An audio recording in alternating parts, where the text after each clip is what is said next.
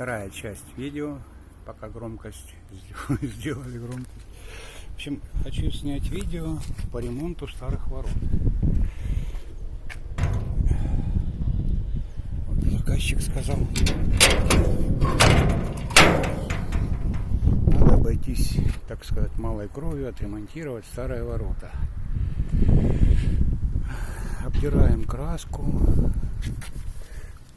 вырезаем гниль таким образом. Чуть-чуть приподнимем. Сантиметров на 7, наверное. Приподнимем ворота от земли. Таким вот образом. Столбы я еще не дочистил. Вот гнилые. Уголки будем менять. Здесь вот уже полный фарш.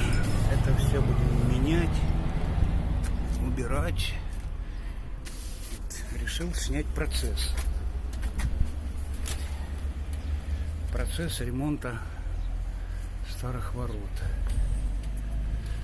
Здесь калитку будем поднимать, чтобы можно было пройти в полный рост. Ну, в общем, это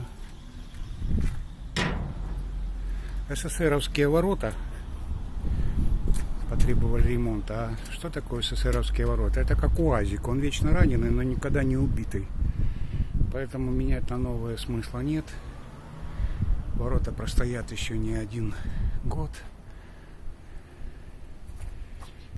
Много годов простоят, годов. Это для флага место. В общем, предварительный обзор процесса ремонта. Дальше постараюсь также снимать. Всем спасибо.